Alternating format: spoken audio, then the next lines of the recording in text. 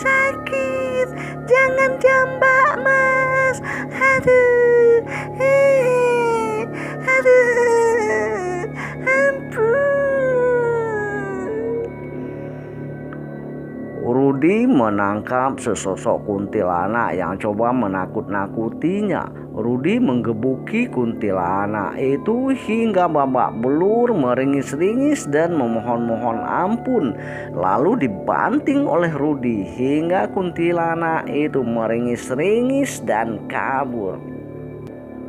Rudy baru saja pulang dari pondok pesantrennya, tapi karena terlalu lama singgah di tempat temannya, Rudy kemalaman sehingga tidak ada seorang pun ojek yang berada di simpang kampungnya ini. Karena itulah Rudy terpaksa berjalan kaki menuju kampung.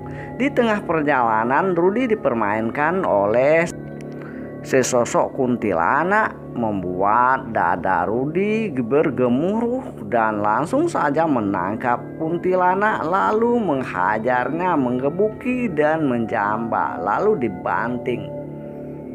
Membuat si kuntilanak memohon-mohon ampun dan lari terbirit-birit.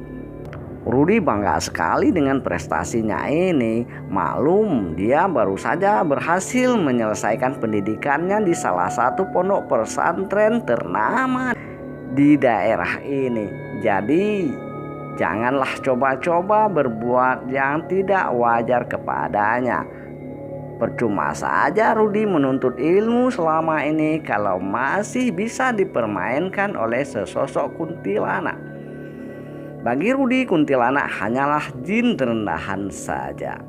Akhirnya Rudy meneruskan perjalanannya dengan berjalan kaki menuju kampung halaman yang selama ini dirindu-rindukannya. Sebenarnya kalau Rudy berjalan tanpa berhenti-henti 2 jam saja, Rudy sudah sampai ke kampung halamannya. Tapi baru saja Rudy mau mengayunkan langkah untuk mulai berjalan lagi menuju kampung, tiba-tiba di sebuah pelataran yang tak jauh dari tempat dia berjalan sekarang, kuntilanak yang tadi digebuki oleh Rudy sekarang berjoget-joget, bahkan nungging-nungging kepada Rudy, membuat Rudy makin marah. Masa iya sih orang baru tamat pesantren diolok-olok oleh kuntilanak? Tanpa panjang pikir, Rudy langsung tancap gas mengejar kuntilanak yang coba memperolok-olokkannya itu. Kuntilanak itu pun melayang kabur, namun Rudy tak kalah cepat sehingga baru saja dia berjalan mengejar kuntilanak, jarak antara kuntilanak dan dirinya tidak terpaut beberapa jauh lagi. Namun bagaimanapun Rudy mempercepat larinya, jarak antara dirinya dengan kuntilanak itu tak bisa mendekat, tetap begitu-begitu saja, hingga akhirnya masuklah kuntilanak tadi ke dalam sebuah kampung yang sama sekali tidak dikenali oleh Rudy. Rudy terperangah melihat kampung ini. Sebab sejak kecil dia dilahirkan di daerah ini, bahkan setiap sudut daerah ini sudah dia ketahui. Namun selama ini dia tidak pernah bertemu dengan kampung yang dilihatnya malam ini. Walaupun malam sudah larut, tapi nyali Rudy tidak ciut. Tak penting pulang kampung cepat-cepat malam ini bagi Rudy. Yang penting amarahnya bisa dilepaskan kepada kuntilanak yang mencoba mengolok-olok dirinya. Rudy kembali mempercepat langkahnya menyusul kuntilanak. Tapi tiba-tiba dia melihat kuntilanak itu menghilang masuk ke dalam sebuah rumah. Rudy coba mendekati rumah yang dimasuki oleh kuntilanak itu. Dia pun masuk ke dalam. Di ruang bawah tak ada seorang manusia pun. Tapi di sana ada tangga menuju ke atas. Baru saja Rudi hendak melangkahkan kaki untuk naik ke atas, tiba-tiba lewatlah seorang perempuan dari atas turun ke bawah. Rudi bertanya kepada perempuan yang dilihatnya itu. Dia mendapat petunjuk bahwa perempuan yang dicarinya sedang berada di atas sana. Buru-buru Rudi naik ke atas menyusul kuntilanak yang membuat hatinya bergemuruh itu. Namun sampai di atas dia tidak melihat kuntilanak yang tadi mempermainkannya. Malah di atas sana ada perempuan-perempuan cantik yang sedang asik nonton TV dan bercanda ria. Semua perempuan yang ditemuinya di atas bertutur sapa ramah sekali kepada Rudi. Mereka penuh sopan santun dan akrab membuat Rudi tak berdaya. Akhirnya Rudi ikutan nongkrong di sana. Nama saya Rena, Mas. Seorang perempuan memperkenalkan dirinya kepada Rudi. Hehe, nama saya Rudi. Rudi membalas sapaan tersebut sehingga mereka saking akrab saja. Kalau yang ini Rini, Mas. Dia pintar sekali masak. Apa Mas mau masak sesuatu? Rena menawarkan sesuatu kepada Rudi. Kebetulan perutnya lapar, langsung saja. Kalau ada, saya nggak nolak kok. Rudi langsung saja menerima tawaran dari perempuan-perempuan yang berada di lantai atas itu. Semakin akrablah mereka di sana. Tak lama Rudi duduk, datanglah kopi panas, mie goreng, nasi goreng, goreng-gorengan. Wah, nampak asik sekali Rudi di sana.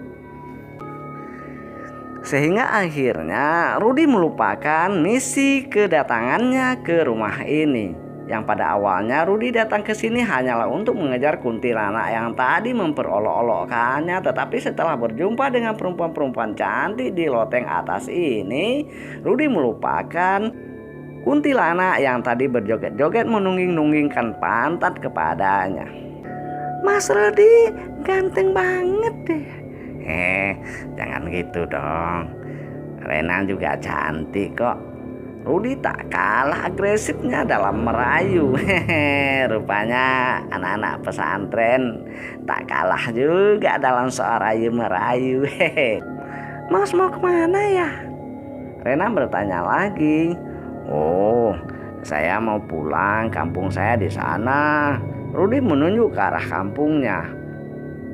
Oh, subuh aja besok Mas. Sekarang di sini dulu cerita-cerita.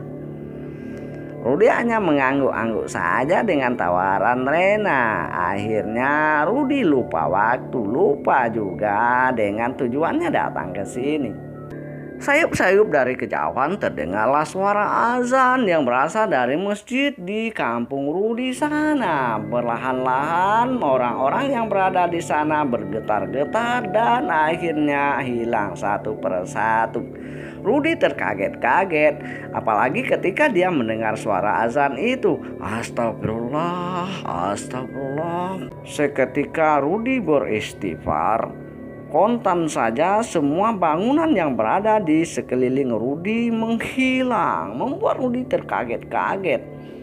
Dilihatnya ke atas ternyata ada langit. Dilihatnya ke kiri ke kanan, daun-daun kayulah yang dilihatnya. Ketika melihat ke bawah, astagfirullahaladzim. Jarak antara dirinya dan tanah saat ini tak kurang dari 12 meter membuat nyali Rudi ciut. Akhirnya Rudi memperkuat pegangannya pada cabang pohon yang didudukinya saat ini.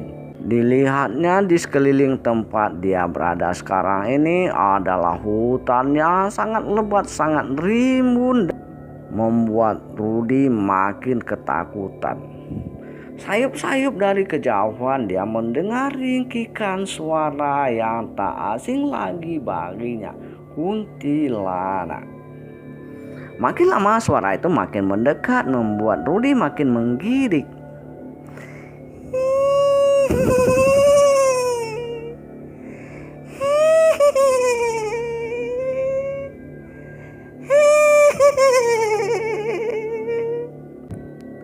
Rudi makin memperkuat pegangannya pada cabang pohon tempat dia terduduk sekarang. Dari kejauhan tampaklah kuntilanak yang tadi malam digebukinya, dijambak dan ditunjangnya melayang-layang mendekati Rudi. Rudi makin takut, makin tak berdaya. Dia nyaris pingsan.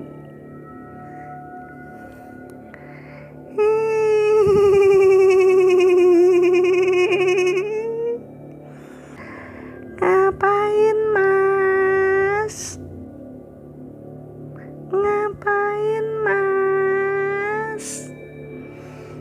Kuntilanak yang tadi malam digebuki oleh Rudi sekarang kembali mengejek-ejek Rudi. Namun Rudi tak berdaya, dia hanya memejamkan mata pasrah menerima nasib.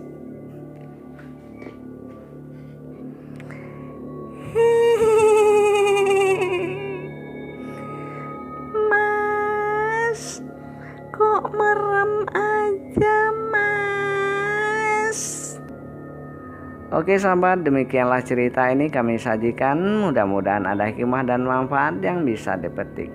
Cerita ini berjudul Pembalasan Kuntilanak Malang. Jangan lupa tekan tombol subscribe channel kita ini. Ambillah yang baik-baik, buanglah yang buruk-buruk. Wabillahi taufiq wal hidayah. Wassalamualaikum warahmatullahi wabarakatuh.